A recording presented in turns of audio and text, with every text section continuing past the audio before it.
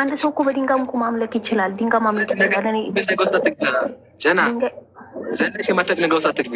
አንቺ እኮ ዝም ብለሽ ነው የገባሽበት። ተረጋቢ እኮ ታዲያ ለምሳሌ ክርስቶስ ደንቆሮዎች ብሏል አልክ አይደለ እንዴ? አልክ አይደለ? ስለዚህ ደንቆሮ ማለት ያኔ ደንቆሮ ማለት ምን ማለት ነው? ላስረዳ። መልስ አትፈልግም? ግን ችግሩም መሰለኝ ነው። ኢየሱስ ምን አለ? ወንድሙን ደንቆሮ የሚል ገሃነም ይገባል። አዎ፣ ስለዚህ ደንቆሮ የሚል ሁላ የገሃነም እሳት ነው አይደለ? መጽሐፉ መሰረት እንደዛ ከሆነ ይገርምሃል። ሱራ 2:18 ላይ አላህ ደንቆሮች እና ዲዳዎች እውሮች ይላል። ስለዚህ አላህም ሲሆን ነዋ። ሱራ ስንት ነው? ያውም ለክርስቲያኖች ክርስቲያኖችን ሱራ 2:18 ለክፈት መጀመሪያ አምላክሽን አለኝ። አንደኛ ህይወት አታርገኝ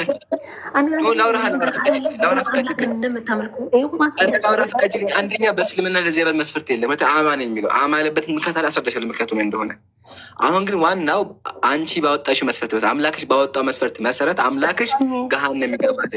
ይሄን እኮ ጥያቄያችን። ይሄን መልሽና ከዛ ወደ ቋንቋ ዘለሽ በቋንቋ ዘለሽ በቋንቋ መጀመሪያ አዳምጠኝ። እዛ ጋር ክርስቶስ ደንቆሮች አሉ ማስተዋል አትችሉም ለማለት ነው ደንቆሮ የተጠቀሙ እንጂ ከሱ በፊት ደንቆሮ የሚለት የሚገባው ደንቆሮ የሚለው ሁሉ ነው ያለው። ደንቆሮ የሚለው ሁሉ የሚገባው መልሽ ደንቆሮ የሚለው የሚገባው አዳምጠኝ መልሽ ደንቆሮ የሚለው የሚገባው ነው የመለሽ አይደለም። ከመለሽ ለመንታች ያለው ወገናችን ምላሴ ላይ እየተቆጠቀ አንዴ ላጋባሽ እንደ ትልቅ ሰው ትልቅ ሴት ነሽ። ላጋባሽ አንዴ ላውራሽ ትፈቅጂልኛለሽ? አንዴ ላውራ መስገን በእድሜ እንኳን ህፃን አይደለሁም። ቀጥል ማድረግ ተሻልነቃ ክትሽ ያስታውቃል። ህፃን ነሽ የትልቅ ህፃን ነሽ። ስለዚህ ላጋቢ እሺ። አሁን ጥያቄያችን የነበረው ቲክቶክ ላይ እንደሚወጣ ለምን ረጋቲም ውስጥሽ ጋይን አለ የሚረብሽ ጋይን አለ ንቅረብሽ የሚረብሽ ውስጥሽ ጋይን ይዞሻል ከሆነ ንገሪኝና እንቀራብሻለን። እንደ ኢየሱስ ማለት ነው የማቴዎስ ምዕራፍ 4 ላይ እንዳለው እና ከሆነ ንገሪ ይቀራብሻለሁ። ቀዳና አላማስተናንት አይደለም ለተናገርክበት ቁርአን ሲቆራኩ ማቴዎስ ወንጌል ምዕራፍ 4 ቁጥር 7 ላይ ማቴዎስ ወንጌል ምዕራፍ 4 ቁጥር 7 ላይ ይላል ከዚያም በኋላ ዳቢሎስ ኢየሱስ ሰይጣን ይዞት ነበር ይላል። ማቴዎስ ወንጌል ምዕራፍ 4 ላይ አለ። አሁን ረጋቤና ደግሞ አስወድኛ አንዴ ላውራሽ ፍቅድ አስወረኝ እኮ ነኩሽ ብያለሁኝ። ላውራ እኮ ነው ያልኩት። ምን ነካሽ? ላውራ እኮ አንዴ ላውራሽ ፍቅድ። ከዛ ደግሞ ታወራለሽ አንቺ እኮ ፕሊስ እባክሽ አንዴ ላውራ። አንተ ሰው ላውራ መጀመሪያ እኔ ምን ነካሽ እንዴ? ምን ተሻለ ጀማ? አትወርድም። ቆይ ያያቸው እንደዚህ የሚያደርጋቸው ወላሂ እንደዚህ የሚያደርጋቸው ገና የማቴዎስ ወንጌል ሲል መጮህ ጀመረች። ገና አልጀመርኩም። የማቴዎስ ወንጌል ብዬ ሳነብ ኢምራን ላውራ ፍቀጅ መጀመሪያ የምታገሽ አዳምጪ። ከዛ ደግሞ ታወሪያለሽ እኮ አንቺ በተራሽ ባላ ስማ ታወራለሽ። አስወሪኛ መጀመሪያ አስወሪ ላውራ አይደለም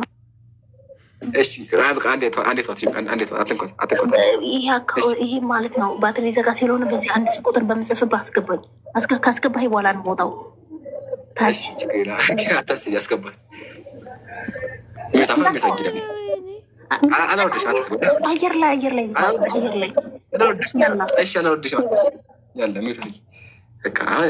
ኮሜንት ያጸፉት አስገባት ችግር የለውም።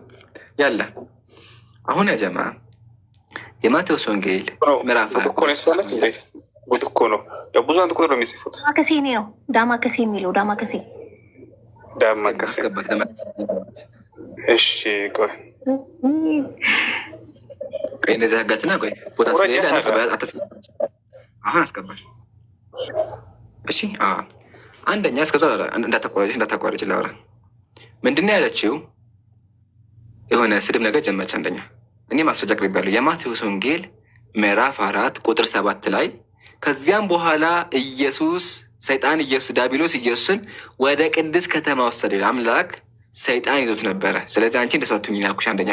ሁለተኛ መስፈርት ያለው በእናንተ ነው። አምላክ ደንቆሮ የሚል ሁሉ ገሃነም ይገባል ያለው።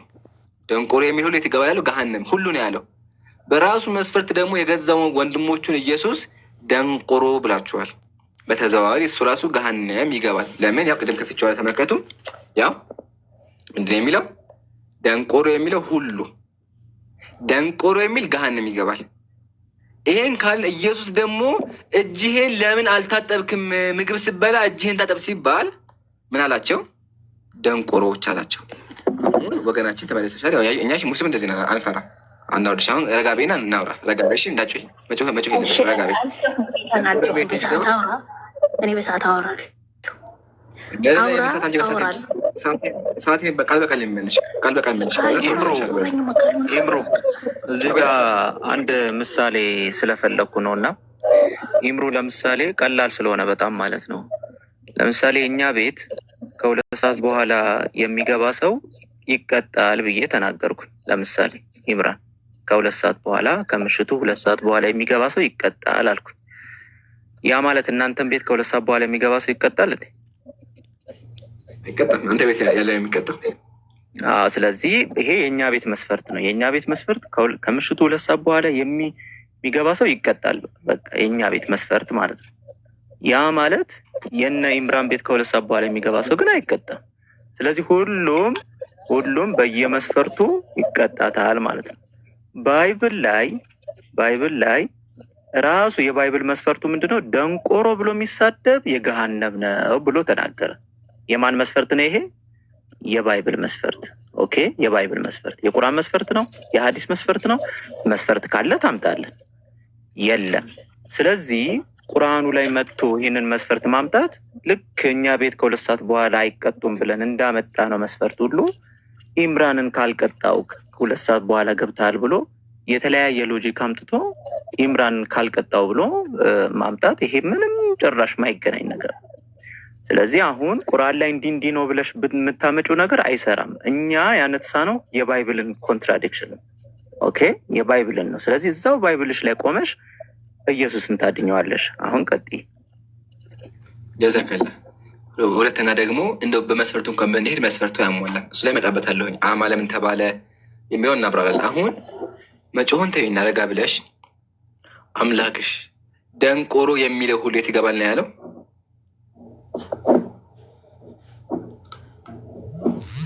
ከፈተውና እናንብበው።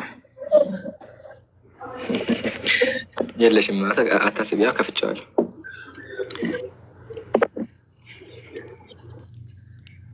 አንብቢው። አሁን በራሱ ማራሳር ለማስረጃ መጣ። የእግዚአብሔርን ቃል ማንበባችን አፈርሽበት። እኔ እግዚአብሔር ይመስገን የማፍርበት ቃል የለኝም። ቅድም ባልከው ላይ እንነሳ ማለት ነው። አንተ ችግሩ ማለት ነው ታወርዱኛላችሁ። እኔ አንድ ቃል ነገር ታወርዱኛላችሁ። ክርስቶስ ምን አለ? አሁን ለምሳሌ አንብቢ እኮ ይታወሽ። ሌላ ወረ አንብቢ በቃ ነገር ደንቆሮ የሚለው ላይ ወንድሙ ደንቆሮ የሚለው ላይ ከንም ሰዓት ከዚህ ጀምሪ እንዴ ምን ከዚህ የምትጨስ ጀምሪ እንዴ ረጋቢ ፈጣሪ ሆይ ትዕግስቱን ስጠኝ እባክህ። ትዕግስት አንቺ ብዙ ነገር ነው የሚያስፈልግሽ። የሆነ ጉዳዮች ነገር አለ ያለ ስማኝ። አሁን ይሄማ አንቺ አንብቢ እስኪ። በዚህ እኮ ይመጣ እዚህ ምን አስመጣሽ? ከላይ ጀምሪ። ታታርገኝ ስለዚህ ምክንያት ከላይ ጀምረሽ አንብቢ ይችላል። አንብቢ የተባልሽ አንብቢ እሺ። ከዚህ ጀምረሽ አንብቢ ታታርገኝ። አሁን ይኸው በቃ ነው ፖለቲካ ልትሰራ። አዎ ወንድሙ ደንቆሮ የሚለው ላይ ጋር ለምሳሌ ይገባዋል። አንድ አንብቢ እስኪ ደግ ካላፈሽ በዚህ እስኪ አንብቢ አንድ አንብቢ ኢምራን እችን ብቻ እንደማክስ እችን ብቻ እንደጀግና ከሆነች ያለ እኔ እስኪ አይጋች ያፍሩበታል፣ ወላሂ ያፍሩበታል። ለዛ እኮ ነው የማታነበው። ዘላ እዚህ መጣች። እስኪ አንብቢ። እኔ ላንብብልህ እስኪ አንብቢ። ኮስተቲ ቆስጦ ወይም ይታይ በቃ አንቺ የምትፋጊሽ ቀጥል። አንተ ቀጥል ሻንብበው አንተ።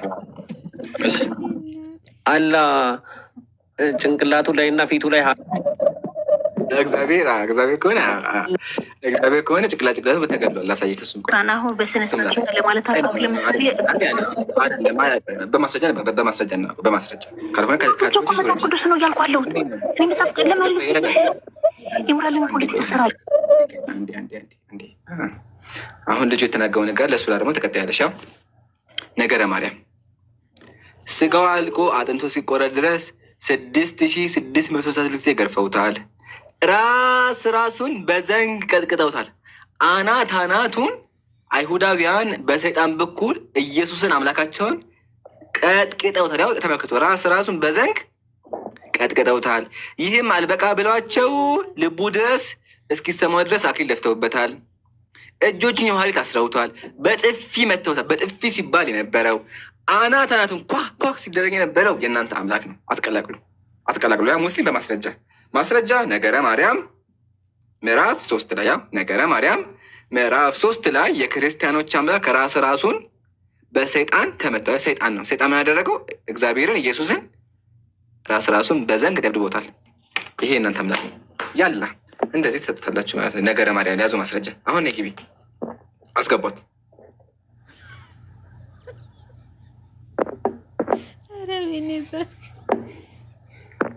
እሺ የቅድስት ማን የሚለው የቅድስት አክሱም ሰላም ብያለሁ። ከዛ በፊት የገቡ አሉ። አይምሮ ዘግሬስ እና አይቴ ምናምን አሉ። እስም ይዞ ካለ አስቀጥላቸው። ሀይቢ እሺ አይቴ ነው ስሙ እንትን አለኝ። አይቴ